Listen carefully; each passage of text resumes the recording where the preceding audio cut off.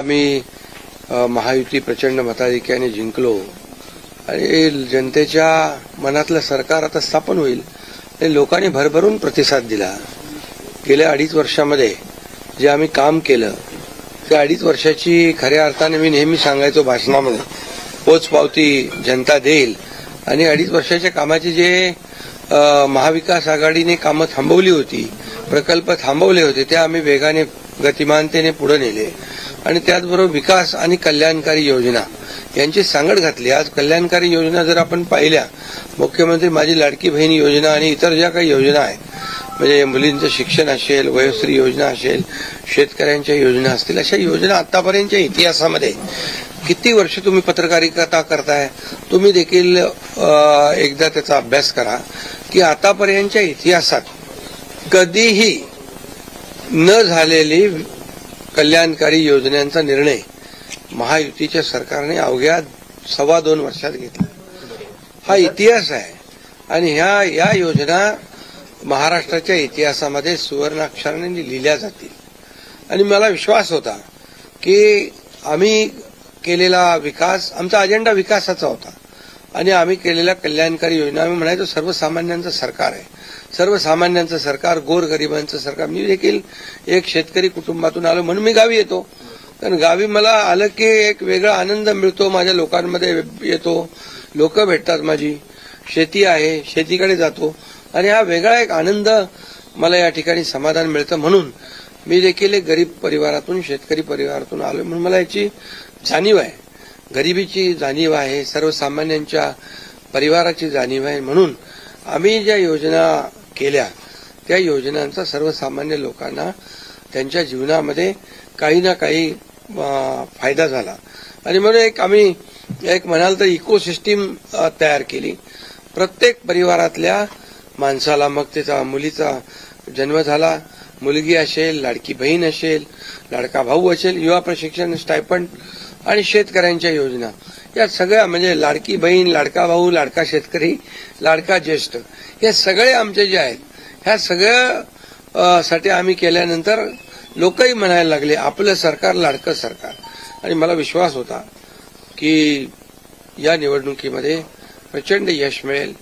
आम्ही ज्या योजना केल्या त्याचं प्रतिबिंब या निवडणुकीमध्ये पाहायला मिळालं आणि तसंच्या तसं आतापर्यंतच्या इतिहासामध्ये एवढ्या मेजॉरिटीने महायुतीला जे यश मिळालं ते कधीच मिळालं नव्हतं।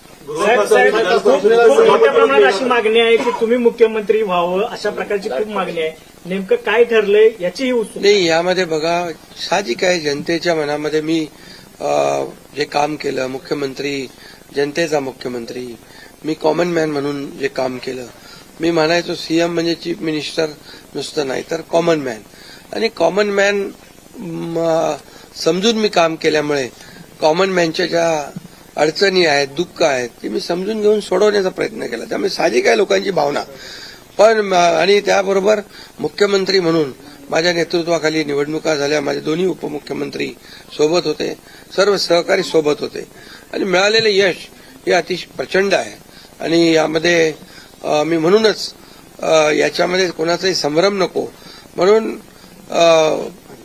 मागच्या आठवड्यामध्ये मी प्रेस कॉन्फरन्स घेतली। आपल्याला माहित आहे की यामध्ये आदरणीय प्रधानमंत्री नरेंद्र मोदीजी, आदरणीय अमितभाई शाह गृहमंत्री, भाजपाचे अध्यक्ष आणि हे सर्व निर्णय घेतील मुख्यमंत्री पदाबाबतचा, तो मी सांगितलं त्याला पूर्ण शिवसेनेचा पाठिंबा आहे, माझा पाठिंबा आहे।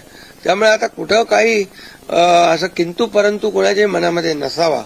शेवटी मी मनमोकळेपणाने काम करणारा कार्यकर्ता आहे आणि म्हणून माझा निर्णय मी घेतलाय। सभापती पद पाहिजे म्हणून एकनाथ शिंदेचे प्रेशर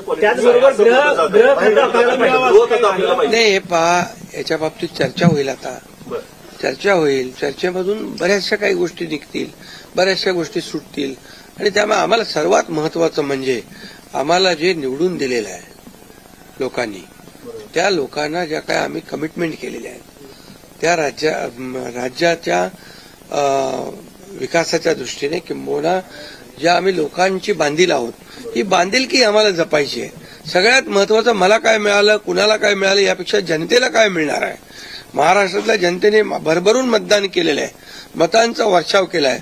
आता त्यांना आम्ही आमच्या पद्धतीने जे देण्याचा प्रयत्न होणार आहे. त्यामुळे यामध्ये लोकांच्यासाठी जे करायचं आहे ते आम्ही करणार आहोत. उपमुख्यमंत्री पदासाठी श्रीकांत शिंदेचं नाव समोर येते आपल्या गटाकडनं, ही गोष्ट खरी आहे का? नाही बघा, चर्चा अजून सुरू आहे.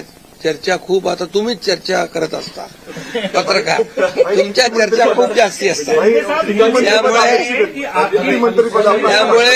त्यामुळे तुम्हाला एकच सांगतो मी, तुम्हाला एकच सांगतो, या सर्व चर्चा आहेत. आता एक बैठक आमची अमित भाईंच्या बरोबर झालेली आहे, दुसरी एक बैठक आमची होईल तिघांची, आणि त्या बैठकीमध्ये खूप साधक बाधक चर्चा होईल आणि त्यामधून योग्य तो निर्णय या महाराष्ट्राच्या हिताचा. बघा, आमच्यामध्ये तुम्हाला मी सांगतो, या जनतेने आम्हाला भरभरून दिलेलं आहे. जनतेला असं वाटता कामा नये की आम्ही सत्ता दिली, सरकार म्हणजे एवढी मेजॉरिटी दिली, आता चांगलं सरकार स्थापन व्हावं, जी अपेक्षा जनतेची आहे ती आम्ही पूर्ण करणार. आणि आम्हाला जनतेबरोबर आम्ही उत्तरदायित्व आहोत. त्यामुळे लोक काय बोलतात, विरोधक काय, आता विरोधकांना काय काम राहिलंय का? काय राहिलंय बाकी? आता जे काय, आता ईव्हीएम म्हणजे आता याच्यामध्ये मी एकच तुम्हाला सांगतो की आमच्यामध्ये कुठलाही काही समन्वयाचा अभाव नाही. समन्वयाने काम सुरू. मी तर माझी जाहीर भूमिका परत मला मांडण्याची गरज नाही. मी तर बुधवारी जो प्रेस कॉन्फरन्स घेतली त्यात सगळी भूमिका स्पष्ट मांडलेली आहे. आणि लोकांना आता काय, विरोधकांना काम नाही, विरोधी पक्षनेताही होता येत नाही, एवढी देखील संख्याबळ नाही, एवढं भरभरून प्रेम लोकांनी दिलंय. त्यामुळे आता ईव्हीएम आणि या सगळ्या गोष्टींची चर्चा चालू आहे. बघा, झारखंडमध्ये ते जिंकले तेव्हा काय ईव्हीएम चांगलं होतं का? आणि त्याचबरोबर लोकसभेमध्ये ते जिंकले तेव्हा काय ईव्हीएम चांगलं होतं? आता पण लोकसभेचा एक त्यांचा माणूस जिंकलाय या सर्व निवडणुकीत, पोटनिवडणुकीमध्ये. त्यामुळे कर्नाटकमध्ये, तेलंगणामध्ये असेल, झारखंडमध्ये असेल, यामध्ये ते विरोधी पक्षाला देखील यश मिळाले. त्यामुळे ही लाडक्या बहिणींनी एक आणि सर्वांनीच लाडक्या बहिणींचा मोठा सहभाग याच्यामध्ये, या विजयामध्ये आहे. आणि लाडक्या भावांना त्यांनी भरभरून प्रेम दिले, लाडक्या भावांनी आम्हाला प्रेम दिले, लाडक्या शेतकऱ्यांनी दिले.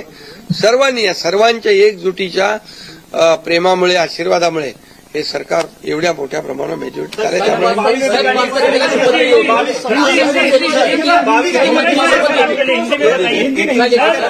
मेरी तबीयत अच्छी है. मैं यहाँ पर आया था रेस्ट करने के लिए. अभी बहुत काफी भागदौड़ हो गई चुनाव में. मैं एक दिन में 8-8, 10-10 सभा ली थी. और मैंने कोई अभी तक मेरे 2-2.5 साल के कार्यकाल में छुट्टी बिट्टी कोई मनाता नहीं. मैं यहाँ भी आता हूँ, यहाँ भी जनता दरबार होता है, लोग आते हैं. अभी भी लोग आए मेरे को मिलने काम के बहाने. वो यहाँ आने के बावजूद भी मुझे लोगों से मिलना है. मिलता हूँ मैं लोगों को. और मेरी तबीयत थोड़ी खराब थी, अभी ठीक हूँ. और मुझे एक ही है कि ये सरकार जो है ये जनता की आवाज वाली सरकार है. जनता को जैसे सरकार चाहिए वैसे सरकार मिलेगा. मैंने बुधवार के दिन पूरी तरह मेरी भूमिका स्पष्ट की हुई है. आदरणीय प्रधानमंत्री जी, आदरणीय गृह मंत्री अमित भाई और भारतीय जनता गृह मंत्रालय को लेकर के कोई मांग है क्या आप लोग?